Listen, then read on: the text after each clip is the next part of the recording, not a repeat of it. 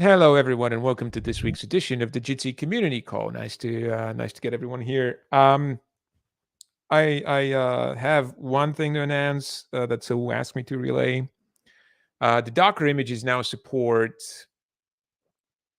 ARM64 or Arch64 for those who know it that way. This is pretty cool. We added support for this a while back. Jonathan and maybe Boris worked on this, and now it's made its way all the way through to the Docker images. So for those of you who need ARM64/Arch64 support, it is now available in Docker. Is there anyone else from the team who would like to add any other announcement? Yeah, I'd like to talk about bridge migration and Graceful Shutdown. So we had this Graceful Shutdown feature for a long time, where we have a script that puts the bridge into a special Graceful Shutdown mode, and then once all conferences and participants go away, it shuts it down. This has the disadvantage that it's not actively drained. We are just waiting for people to leave these conferences. And in our deployments, we would wait for 6 hours and then terminate it anyway. Um, we recently implemented migration of users where if a bridge either goes down or is about to shut down, then Gcofo uh, re-invites the participants using a different bridge. And this happens with just a short blip where videos might flicker and audio might disappear for a second or two, but not a full client reload. Can you talk a little bit about why this is only a short blip? Well, because instead of reloading the whole client, we just do a restart of the lower layers and initiate a connection with a different bridge. And the Gcofo is just sending a bunch of re-invites in parallel to all clients who just complete the thing at the same time, right? That's right, yeah. This So, is indeed a very this is great. yeah, Exactly. what this allows us to do is be more proactive about scaling bridges down. Um, so the bridge shutdown process is a bit more configurable now. Um, when we initiate graceful shutdown, we go in graceful shutdown mode again. But then we have two conditions that we monitor for. One is just a timeout, a pre-configured timeout, and the other is a threshold on the minimum number of participants. If the number of participants ever drops below this threshold, the bridge will immediately go to this shutting down state, which is just a 1 minute. It stays in this mode for 1 minute to give a chance to other components to move things gracefully. So you can configure both the timeout and the number of participants in the config file. And what we're aiming to do with this is scale down the machines quicker so that we're more efficient. Um, and as a side effect of this work, uh, if if a bridge goes down or the connection between Gcofo and a bridge goes down, again, that move is less disruptive to participants. So if you're interested in any of this, look at the bridge config file and look for shutdown. There's a couple of properties there. So Boris, we used to have some of these reconnects, specifically a bridge going down and people reconnecting elsewhere. Can you talk a little bit about what, if anything, is different in the way we do things now? Well, previously, clients would have to reload. So if you're in a... Well, no, we had a while back, I would say 2016 or 2017, we had actually implemented a nice restart where when a bridge dies, Jkofu would restart ICE for everyone and put people on a new bridge. And I think we discontinued that because it was misbehaving in various ways, which I don't recall exactly what they were. Maybe you do recall, and maybe you could talk a little bit about it. There's some trickiness to doing an ICE restart with WebRTC for two reasons. One is it's not always clear whether you want to restart both ICE and DTLS or just ICE. If we are moving you to a different bridge, this different bridge is going to have a different DTLS fingerprint, so we want to restart both. But WebRTC supports a pure ICE restart. In order to force it to restart DTLS, we had to do some hacks in the client, and I think Niels might know more about this, but I think there were some race conditions that would sometimes fail. The other reason is, the other problem with this is a long-standing bug in Chrome where the TCC state is not reset, leading Chrome to expect packets with certain sequence numbers that never arrive because we started a new session.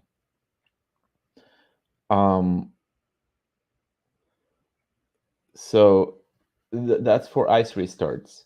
This new restart or migration code avoids doing an ICE restart and restarts the whole peer connection. So it's going to start a new one. Right. Okay. So it's sort of a midway between an ICE restart and a full client reload. It does make you wonder about the utility of ICE restart in general. Well, if these bugs are fixed, then it would just be equivalent to setting up a new peer connection. So I would personally still wonder. It's supposed to be quicker. Supposed to be. Right. Yeah. So just to chime in, the existing behavior we have is for ICE restarts is that when we wanted to do an ICE restart, like Boris said, like we have the ICE part and we have the DTLS part.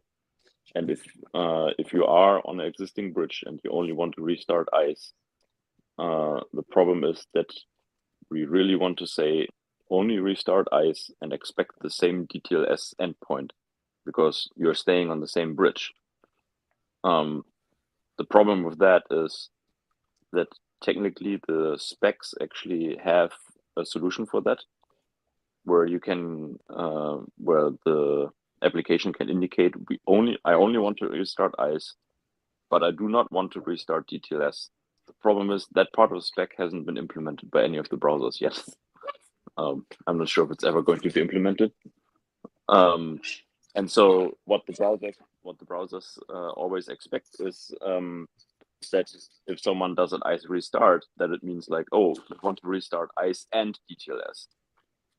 And so that is why the ICE restarts we had implemented before were a little bit of a hack, because we were trying to fool the browser into like, hey, I want to do an ICE restart and I pretend to do a DTLS restart, but in reality I don't want, because I want you to stay on the same bridge, and the bridge keeps its certificate. So actually from the bridge perspective, nothing changes about the DTLS state. And so that's why that was like, or is still error prone basically, and we have turned it off. There is one thing which we can do on our side, which is on our to-do list, which is to basically separate the logic on the bridge side, so that we could clearly separate just an ICE restart. Sorry, I'm getting confused. But like in our logic, it's like basic on the bridge side, we currently tear down the whole state as well. And we have it on our to-do list to separate it into just an ICE restart and and keep the DTLS state. And that Boris, could help, but that actually, what Niels is saying actually, and I'm sorry if I missed this and you already say, but I'm actually wondering, now that the bridge is having to juggle between two peer connections, is it able to maintain both for a short period of time, or is there like a hard switch? Right now, there's a hard switch. But it can happen. The hard switch, when does it happen exactly? Is it when the second peer connection is already established, or does it happen even before we start establishing it? No, we first expire everything for the endpoint. So the peer connection on the bridge side goes down, and then we establish a new one. So it feels to me like in the future, if we're ever, which we probably will do additional work on that, it feels to me like a much more propitious path to go down and optimize that bit and potentially allow the creation of the new peer connection without requiring the complete expiration of the previous one. That sounds like a better path than to try and go back to absolutely to ICE restarts. Paolo?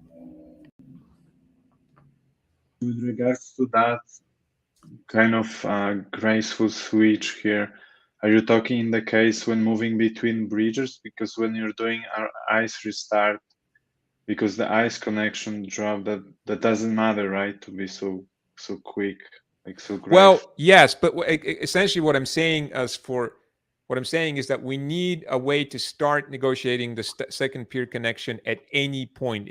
I'm just talking about removing the requirement for the old peer connection to have terminated before we start the new one. And you're entirely right. Sometimes make before break will not be possible simply. But there's nothing we can do there. What we can do is just we support a make before break when it's actually possible. Okay. Yeah, I think there's agreement between us, and that's something that Jonathan proposed a few months ago as well. But it is tricky to implement on our side because right now these are endpoints that exist on one bridge at a time, so somewhat tricky to implement. It would require a bit of client-side network as well because we only have a single bridge peer connection there too. Right, but on the client side, we already have the notion of juggling multiple peer connections, so it wouldn't be. Yeah, I mean, true. We have one for the peer-to-peer and one for the. Yes. Yeah. So, I mean, I'm sure all of this would be possible, but question is, how much work would it be? It actually, one of the things that we don't do in Jitsi is we support moving away from a Wi-Fi connection on a phone to a bridge connection.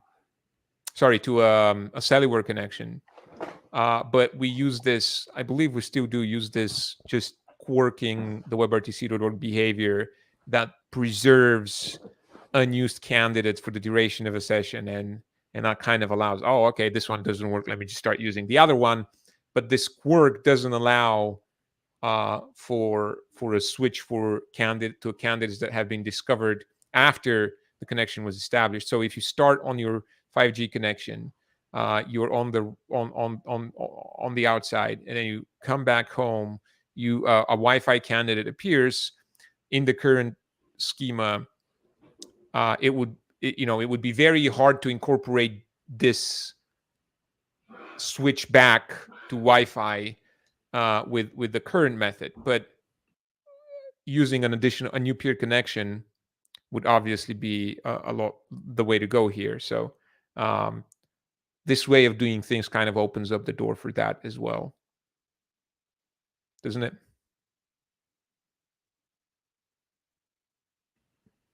So actually, mobile WebRTC, I think it has continuous gathering where you can add new candidates. Do we have that activated? But that is only from the native SDK. You cannot do this in the browser. Right. But on the native SDK, do you know if that's actually working? I don't remember this being enabled. Yeah, that's also my impression. I didn't know it was even supported. Even if it's working, the backend doesn't support it right now. Oh, because the bridge doesn't have continuous. a construction of candidate pairs, I suppose, right? I think so. I think once it terminates, it doesn't accept new pairs. Yeah. Well, my personal conclusion, which I think Niels would disagree with, is that the whole effort of designing ice restarts was a waste of ITF time.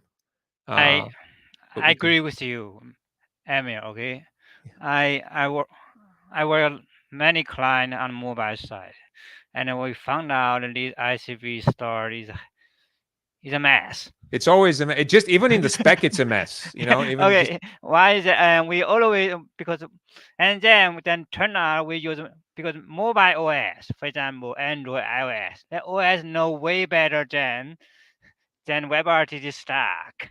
The Wi-Fi, the cellular is gone or Wi-Fi is back, and then you will don't need to. And then in the end, or we just use a very stupid solution to turn down the current peer connection. You have a new one.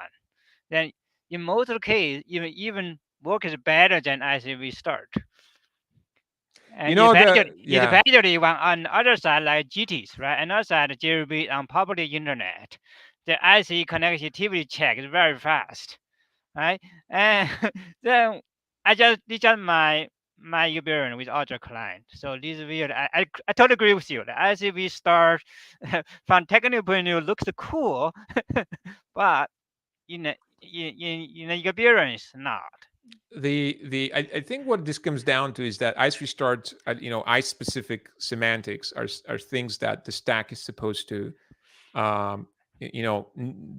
be expert on. The stack is supposed to go and execute them. The problem with switching between networks and choosing between make before break before make, there's a lot of situational awareness that's required, which belongs to the app. And trying to get the app to configure the right kind of ice restart talk would I think would be expected it to lead to exactly sort of issues with, well, but do we do just ice or DTLS? And that just smells a lot of looks like you're reaching out too far across the layers, whereas the app is already supposed to construct and deconstruct peer connections.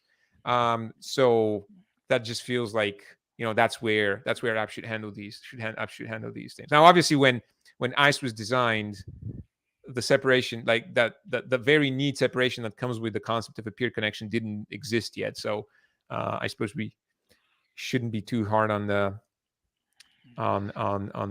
original spec writers, but the present has shaped in a way that I think makes this a very clear choice.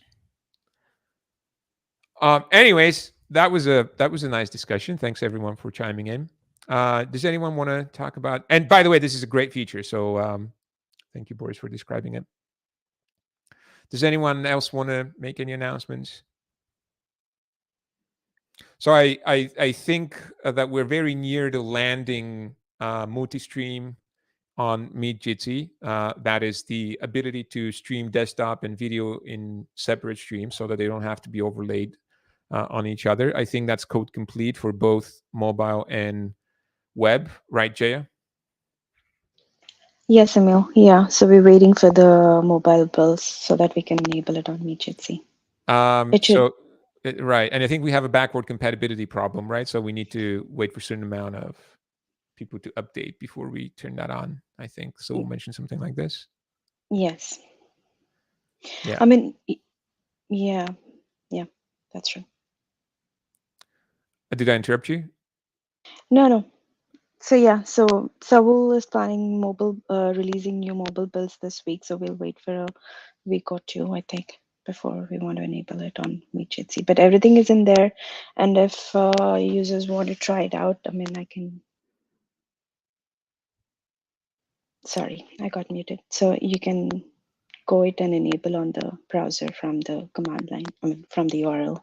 Isn't it also available for testing at alpha.jitsi.net? No, it's available on beta. Oh, it's also available in beta. Okay. Yeah. Well, it's only available on beta. We haven't enabled by default in the packages. So. All right. beta.meet.jit.si, everyone, if you want to test this feature.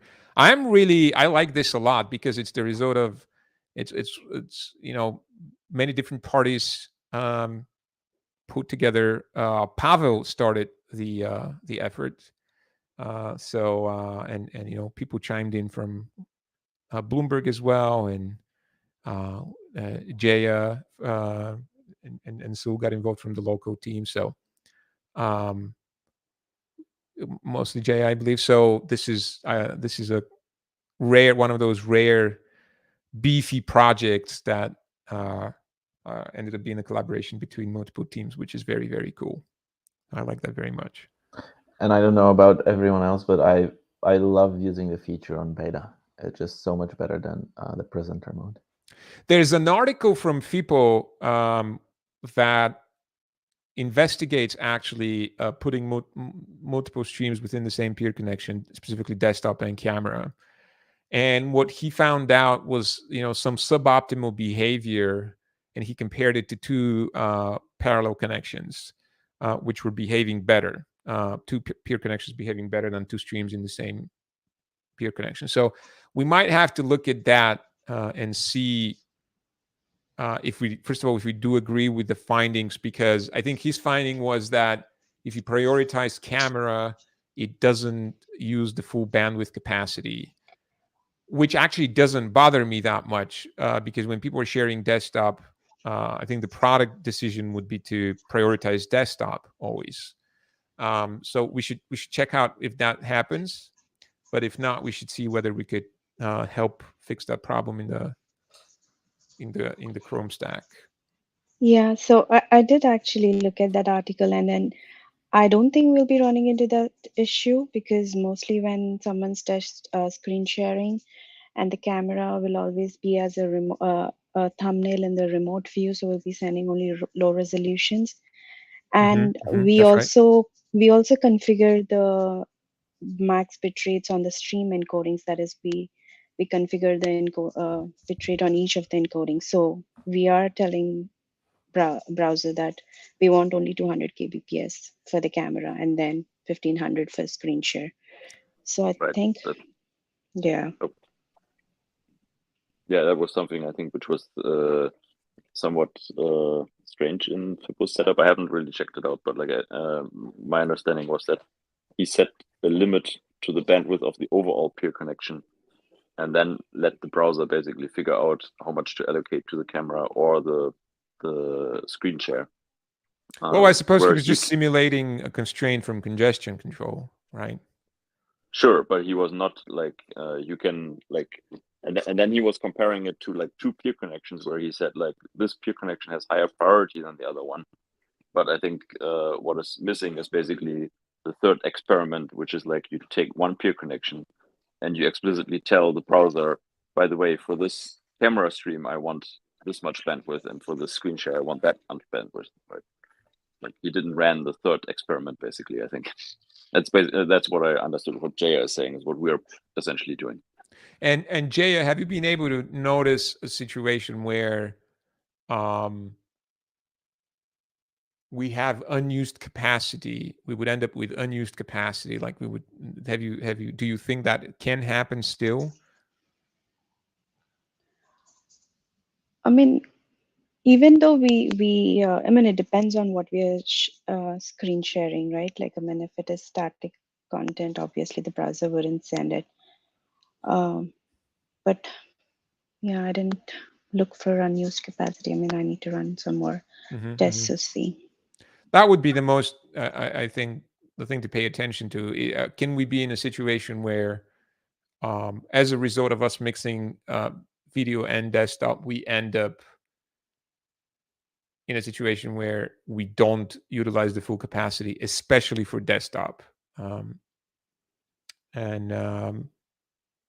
Yeah, anyways, very, very great feature overall. Very happy about it. Anyone else wants to do any announcements from the team? Maybe just a brief, more like FYI, that we have turned on red for audio on Meet Jitsi. So if people notice anything, please let us know. We're obviously going to monitor it, and hopefully it's working great. But yeah, Just That's wanted people that know. fantastic news. Thank you for sharing that news. I actually didn't know. So that slipped in the last release that we just Yes, did. and That is the awesome. deployment from last week. Yep. That is awesome. And So in other words, what everyone when I'm talking right now, y'all, every sound that I make is being delivered to you multiple times because it's very important. So that's but that's not pretty like cool. an email only special feature. That's Well, true you for don't every have to audio say piece you make. this. You know, we can.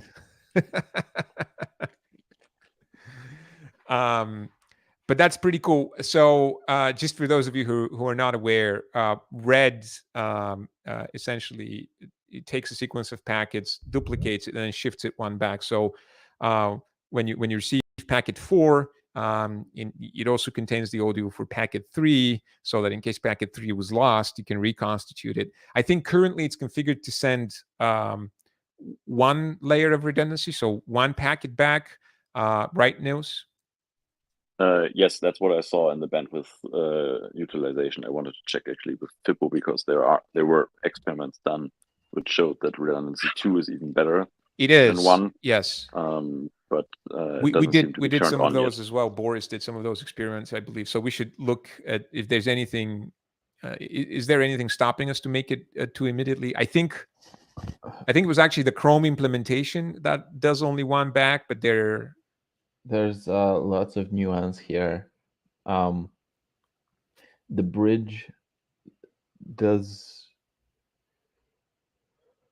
So the bridge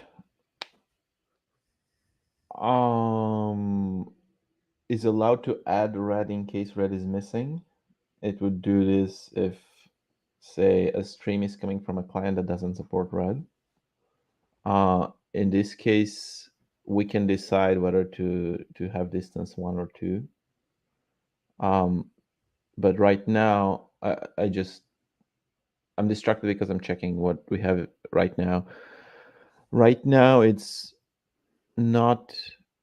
Right now, the bridge does not touch red, so it's going to allow it to pass through. What do you mean it does not touch existing red, right? Correct. It's also not adding new red. Oh, really?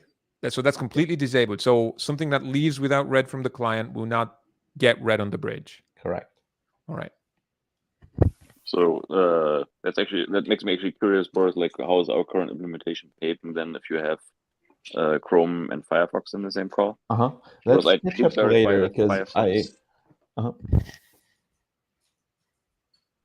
Go ahead. So Niels has been looking at that in the past week. So Niels, why don't we put the burden on you to give us an update next week in a couple of weeks as to exactly what our situation is currently, and then how we would move forward to adding additional layers of red, and where would that be possible?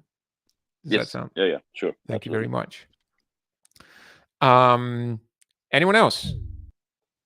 I can mention about some. So I've been working on various screen sharing issues. Let's say they're mostly related to the not multi-stream support, but the previous one. So the first one was I was able to reproduce that even on Jitsi when you start screen sharing can enable the presenter mode, and if you try to stop screen sharing directly from the screen sharing button, that was failing basically, and the user was in some bad situation that the user wasn't able basically to turn off the screen sharing at all, unless he reloads the window or let's say he encrypts the call. So this one should be fixed now. I'm not sure if we deployed it yet on Jitsi, but if not, I guess pretty soon it's going to be there. The other one that I'm currently working on fix is related to many situations where you kind of start and stop screen sharing on one side,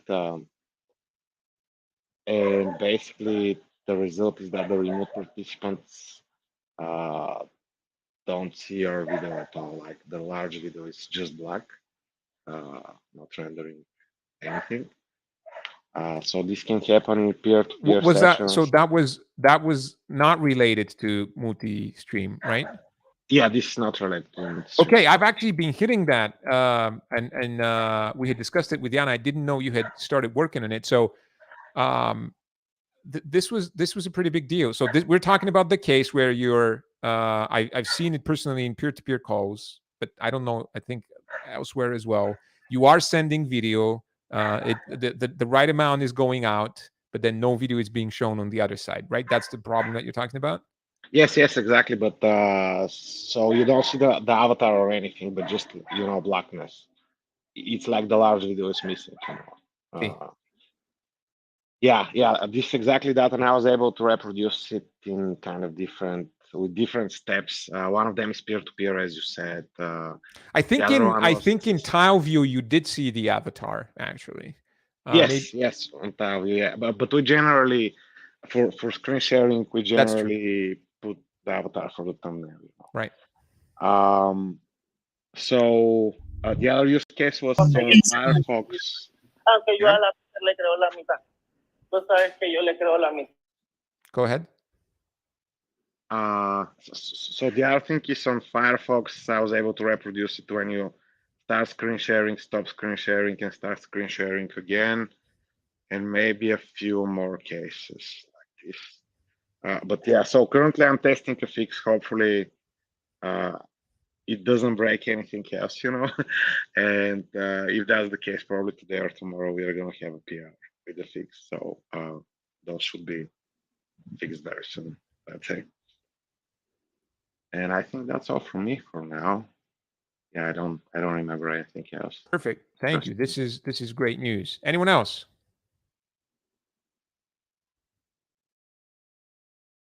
All right. So opening the microphone to the floor. Any questions from the community?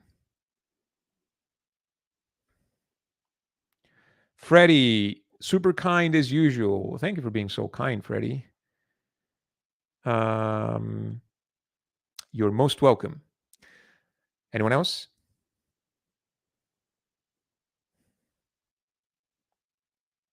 I guess then I'll add that our work on enabling meat components is very nearly done. We'll make it publicly accessible on Jazz by HVC soon.